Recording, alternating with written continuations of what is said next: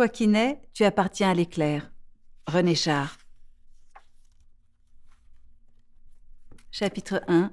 Je rassemble des souvenirs de toi, papa, de ce monde de la physique quantique qui était ton métier, de l'histoire de la naissance de l'univers telle que tu me l'as contée au pied de mon lit d'enfant comme un conte de Perrault, et telle que je la raconte aujourd'hui à mes amis en buvant une limonade, en étant dans la vie, en sentant le soleil sur mes joues, alors que tu es mort il y a quelques mois. Et tandis que je passe une main dans mes cheveux pour offrir mon visage à la lumière, pour mieux respirer l'air autour de moi, je suis bouleversée aussi par les émotions d'une force nouvelle. Une poussée me surprend, monte de mes entrailles comme se réveille un volcan. Je suis enceinte à nouveau. Et j'interroge dans un même temps ces deux présences silencieuses. Celle du ciel immense où tu es parti, invisible papa, et celle de mon ventre chaud, où tu grandis, toi que je ne vois pas encore, que je vais aimer. Entre ces deux bords inconnus, la naissance et la mort, je m'avance moi aussi dans la vie bouleversante et cherche l'équilibre de ce grand château de cartes où nos vies se tiennent adossées, penchées les unes contre les autres, semblables au moindre choc, ajout ou chute de l'une d'elles. Irène Jacob, bonsoir. Bonsoir. La filiation semble être une notion très centrale dans votre univers mental, intellectuel et psychique. Pourquoi ? Je crois que quand j'ai écrit ce livre Big Bang, je me disais finalement, au moment où on s'apprête à être mère, il y a un moment où tout d'un coup la filiation vous rattrape.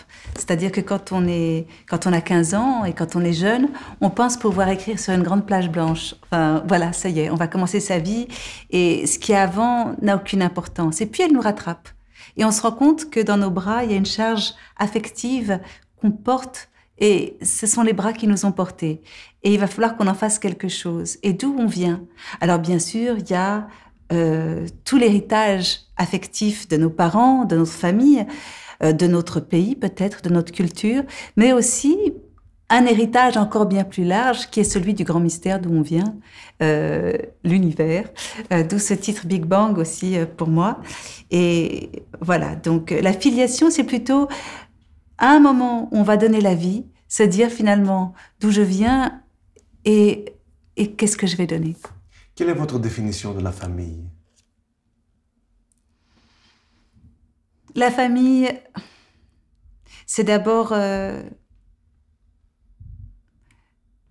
c'est quelque chose qu'on choisit.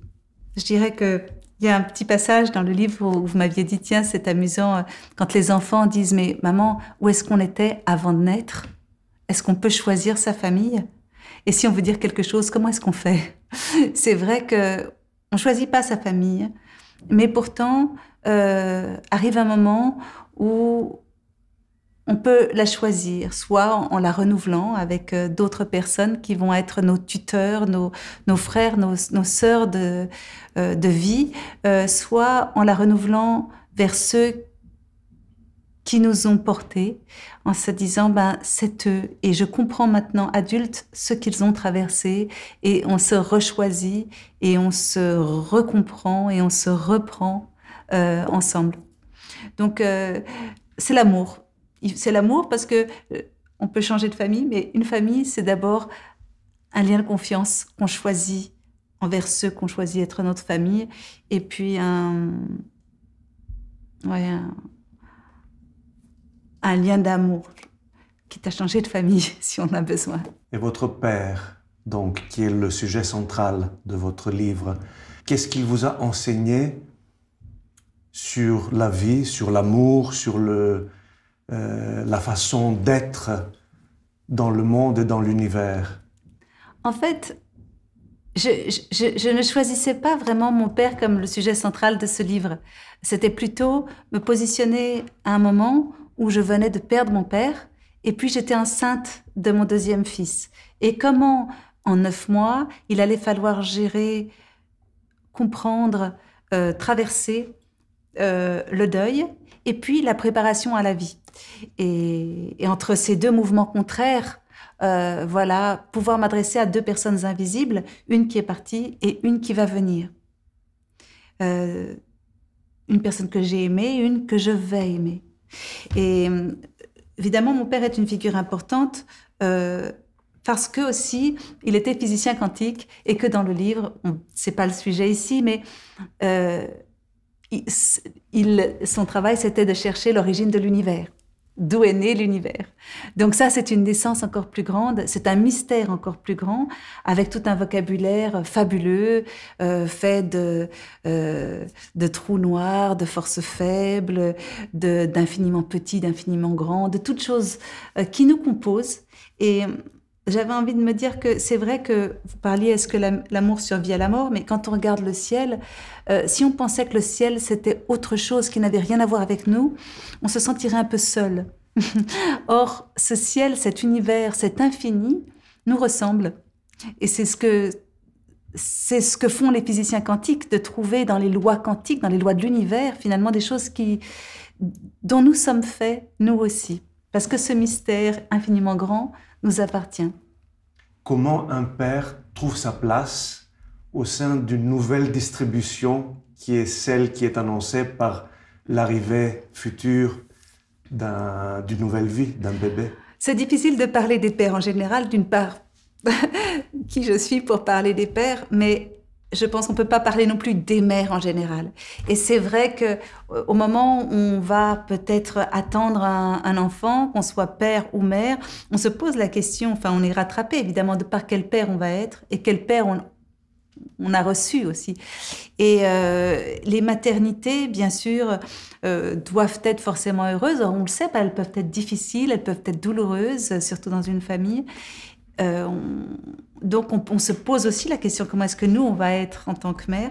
En tout cas, dans mon livre, c'est vrai que le père de mon livre, en tout cas, Mathieu, est un père qui a déjà eu des enfants et qui est formidablement proche de ses enfants, mais le moment où une femme est enceinte, c'est très difficile parfois de se sentir inclus.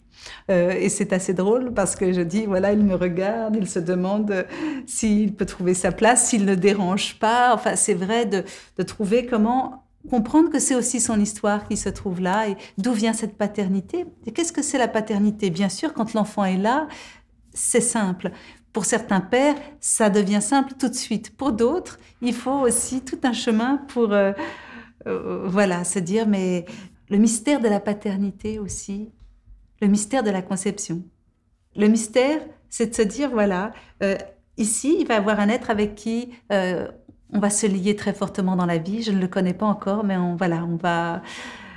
je ne sais pas si c'est un garçon ou une fille, et je ne sais pas comment il sera, et je ne sais pas... et vivre avec cette rencontre, c'est une rencontre qu'on attend. Et le Big Bang dans tout ça? Le Big Bang, c'est l'origine, mais c'est l'origine qui est racontée d'ailleurs même chez les Grecs comme ce grand chaos. Enfin, c'est un moment où rien n'est distinct, où la nuit n'est pas distincte du jour, où l'obscurité n'est pas distincte de la lumière, où il n'y a pas de temps, où en fait, tout est un espèce les physiciens appellent ça comme une espèce de soupe chaude de gluons. Mais en fait, les Grecs déjà en parlaient et puis la Bible aussi, là dans la Genèse, comme une espèce d'un moment où il n'y a rien de défini. Et puis, la naissance, ça va être de définir finalement le jour de la nuit, le temps, mais aussi tout d'un coup, la naissance, ça va être tout d'un coup de donner, d'être chair, d'être soi. Tant qu'on est encore dans l'infini des possibles, tout est possible. On peut être homme, on peut être femme, on peut être blond, on peut être noir, on peut être blanc, on peut tout être. On peut être...